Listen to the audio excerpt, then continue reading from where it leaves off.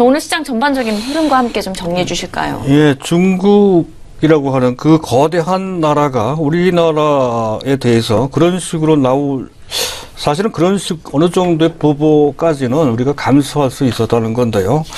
사실 최근에 그들이 보이는 행태는 어떤 측면에서 봤을 때는 좀 졸렬한 측면이 있죠. 그런 정도로까지 강하게 압박을 한다는 측면으로 볼 수 있는 그런 변화가 나오고 있다는 건데, 그 전에 우리가 현재 눈으로 피부로 느끼는 현재 우리 시장의 현재 상황 상당히 좋지 않게 전달되고 있습니다. 특히 현재 중국 소비와 관련된 종목들이 급락을 면치 못하는 모습들을 맞이했을 때 상당한 위기감, 불안감을 느낄 수 있다는 건데요.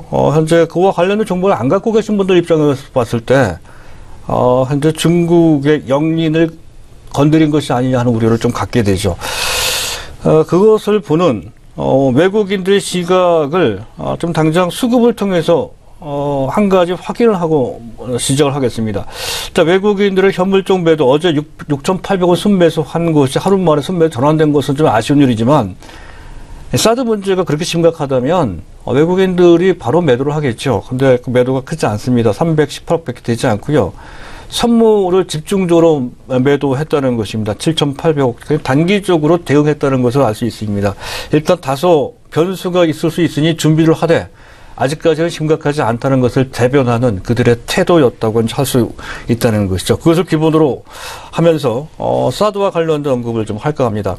일단 그들 중국의 현재 우리를 대하는 스탠스가 좀 바뀌었다는 것이죠. 얼마 전, 사실은 사드 문제는 작년 7월 달부터 거론된 문제입니다. 그때 이후로도 틈틈이 건건이 사드 보복과 관련된 이슈가 우리 증시에 영향을 주기도 했었죠. 하지만 이번처럼 공식화된 것은 처음인 것 같습니다. 중국 관계당국이 직접 국가 여유국이라고 하죠. 우리나라 관광공사 같은 그런 업체, 그런 기관입니다. 관계당국이 직접 통제하는 방식으로 노골적으로 좀 됐다는 측면이 있고요. 그리고 또 그 경우도 상당히 그 정도도 상당히 심화되고 있다는 것이죠. 그 전에는 6호의 행동을 제한하는 것, 구매 규모라든가 또 횟수라든가 그런 것을 제한하는 정도였던 건데, 이른바 한령이죠. 한정을 시키는 그러한 정도였던 것인데, 지금은 아예 상품 판매 자체를 금지시키는, 한국을 가지 말라는 뜻으로, 이거는 한한령 정도가는 금한령 정도로까지 수준이 매우 심화됐다 하는 점. 또 한 가지는 상당히 입체적이고 총체적입니다. 현재 그 당시에는 일부 황구시보 같은 그런 어용 매체나 일부 업계에서 현재 우리나라 자율적인 사드 보복을 하는 행태였던 건데, 당국도 나섰고요. 그리고 매체 신화통신까지 나서고 있습니다. 그런 상태. 그래서 민간 소비업자들도 거기에 또 호응을 하는 그런 상태. 총체적으로 중국 전체가 현재 사드 보복을 하는 듯한 그런 분위기가 만들어지고 있다는 것도 그 전과 다른 모습이고요. 그리고 상당히 전면적이죠. 또 어느 정도는 앞서 얘기했던 것처럼 치사할 정도로 여러 가지 방면에서 괴롭히고 있는 그런 모습. 예를 들어 소방점검을 한다든가 또는 현재 위생점검을 한다든가 디도스를 깐다든가 뭐 이런 식입니다. 또 더 나가서 소비자 단체들에서는 또 불매운동을 벌인다고까지 하죠. 더 나가서 현재 지금 우리 소비재뿐만 아니라 현재 공산품, 가령 휴대폰이나 또는 자동차 같은, 가전 같은 이런 공산품에 대한 불매운동까지 벌이겠다는 식으로 나오고 있습니다. 상당히 전면적이고 또 집요한 측면도 있다. 또 어떤 측면에서 봤을 때 대국답지 못한 상당히 졸렬한 모습이다 하는 정도로까지 상황이 많이 나빠졌습니다. 그런데 가만히 그것과 관련돼서 우리 시장 내부를 들여다보면 그와 관련된 대부분의 종목들이 동반 급락을 하고 있죠. 거의 무차별적입니다. 가장 크게 빠진 것이 면세점 쪽이고요. 화장품, 여행주, 식품주, 유통주, 또 엔터테인먼트, 카지노가 또 많이 빠졌죠. 또 일부 게임주도 그에 해당이 되고, 또 앞서 얘기했던 공산품 중에 가전 업체나 또는 자동차가 좀 약한 것 같습니다. 자동차에 대한 불매운동이 또 일어난다고 하죠. 이런 부분.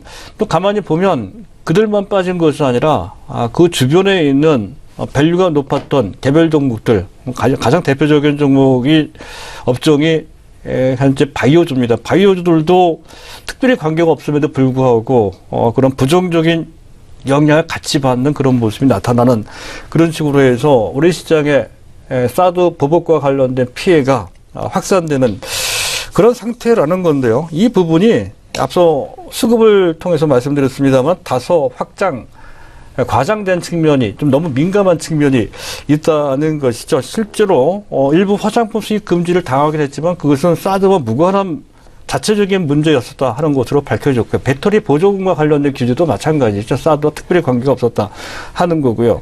그리고 한 달 전쯤에 발표됐던 아모레 퍼시픽이나 LG 생활건강 또 최근에 실제로 발표됐던 한국 콜마나 코스맥스 등 이들의 중국과 관련된 매출은 고속 성장하고는 있어서 전혀 문제가 없었다는 것이 여전히 작게는 20% 내지 40% 정도 수준의 초고속 성장을 최소한 중국 시장에서는 계속 하고 있다는 것을 우리가 확인할 수 있었다는 것이 이미 사드 문제는 작년 7월 달부터 나왔던 건데 지난 4분기 때의 실적이 전혀 나쁘지 않았다. 중국과 관련된 실적이 전혀 나쁘지 않았다는 것을 알 수가 있습니다. 다만 국내 면세점에서 판매하는 일부 브랜드와 관련돼서는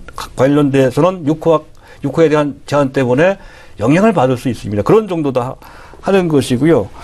그리고 또 한 가지는 현지 ODM 업체 코스맥스 현지에서 생산하는 ODM 업체 코스맥스나 한국 콜마 같은 이런 업체들이죠. 이들 업체들은 상당히 실적이 좋습니다. 어닝 서프라이즈가 나올 정도로까지 좋은데도 불구하고 같이 밀리고 있다는 것도 우리 시장에 너무 크게 민감하게 반응하는 한 측면을 보여준다는 것이고요.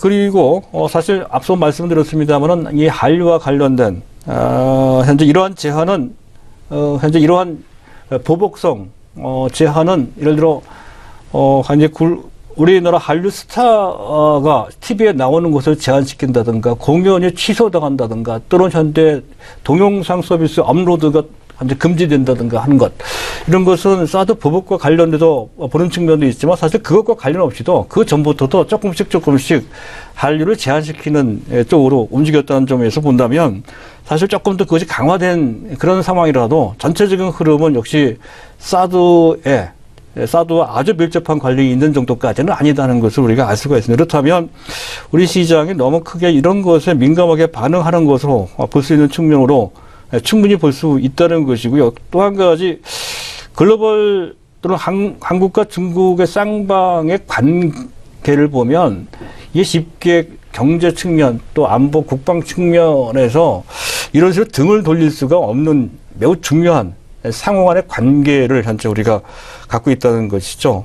일단 그 사드 보복과 관련돼서는 겉으로 봤을 때는 경제 분야에서 심하게 우리가 보복을 당하고 그와 관련된 상당한 지금 갈등이 만들어지는 것처럼 보이긴 하지만 궁극적으로는 그 수준이 어느 정도 진행됐다가 그 상황이 개선되는 쪽으로 흘러갈 소지가 상당히 높다 하는 것은 또 정치적인 상황과 상당히 밀접한 관련이 있다는 것이죠. 또 중국 관계 당국도 그렇고요.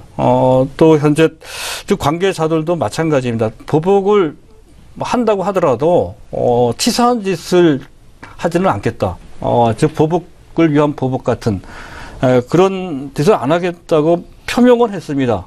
물론 이제 실제로는 우리가 그런 느낌을 충분히 받을 수 있을 정도의 졸렬한 그러한 보복을 당하고는 있습니다만은 공식적으로는 그런 식의 보복은 하지 않겠다는 분풀이식 보복은 절대 하지 않겠다는 뜻을 분명히 했다는 것도 그렇고요. 그렇다고 한다면 이 문제는 지금 당장 큰 문제로 우리 증시를 강타하고 있습니다만은 실질적인 피해도 보기보다는 우리가 받는 느낌보다는 크지 않을 뿐더러 또 정치적 상황 등으로 봤을 때 이 상황은 어느 정도 수준에서 현재 제동되거나 또는 개선될 소지가 상당히 높다는 그런 관점이고 다만 바로 이것 때문에 더군다나 앞서 얘기했던 대로 외국인들의 선물의 농단이 좀 있었습니다. 7,800개억이나 되는 대규모의 선물 매도. 그렇지 않아도 지수와 관련된 부담을 느끼고 있었던 판도도 상당히 어지럽게 현재 진행되고 있는 상황 속에서 우리 국내 유동성이 부족한 국내 투자자들은 기관이나 일반 개인들도 마찬가지죠.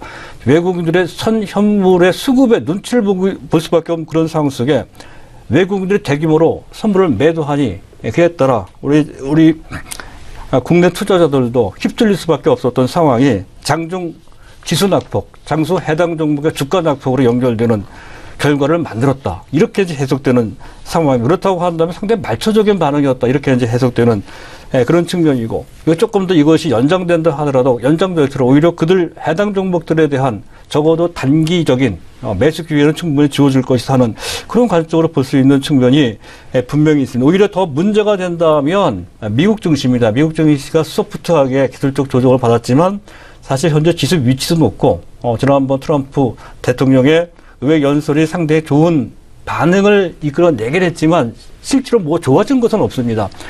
그런 측면에서 본다면 금리 인상을 계기로 해서 전반적인 분위기가 좀 다운될 가능성도 없잖아 있다는 것 등으로 고려해 봤을 때 현재 상황은 현재 그렇게까지 현재 나쁘지도 않지만 또 아주 좋게만도 볼 수 없는 사실은 좀 애매한 측면이 있다. 다만 좀 현재 사드와 관련된 우리 시장의 반응은 너무 민감하게 지나치게 반응한 측면이 있다 하는 것. 그 한 증거로 한 가지를 더 들어보도록 하겠습니다. 외국인들이 오늘 7,500계약 정도네요. 7,500계약 정도로 순매도, 선물 쪽입니다. 매도를 했습니다만 이 모습은 어디서 우리가 본 듯한 모습이죠. 한 4개월 전이네요. 11월 2일 날입니다. 12월 2일 날 외국인들이 당시 종합지수가 1.4% 정도 폭락을 지금과 좀 비슷한 정도로 한 그날입니다. 근데 그날 외국인들이 무려 9,900계약, 거의 10,000계약 가깝게 초대규모로 매도를 한 바 있습니다. 바로 트럼프 리스크 때문에 그런 것이죠. 트럼프가 대통령이 된다면 시장에 큰 파장이 일어날 것이다라고 하는 어떠한 불안감 때문에 또는 그것을 대비하기 위한 선물 해지 플레이 때문에 그래서 선물 매도를 했던 것이고 바로 선물 매도 때문에 우리 증시가 크게 영향을 받아서 당일날 1.4%나 폭락을 했다는 것. 그리고 그 이후에 약간 흔들렸지만 결국에는 다시 우리 증시도 현재 해외 증시의 랠리에 동참하는 모습으로 연결됐다는 것을 본다면 외국인들의 선물 매도에 대해서 너무 크게 의미를 부여하는 것은 좀 피할 필요가 있습니다. 오히려 또 기회가 될 수도 있다는 측면. 다만 지수가 탄력적으로 올라갈 것인지에 대해서는 조금 글로벌 시장 환경과 관련해서 보실 필요가 있겠습니다.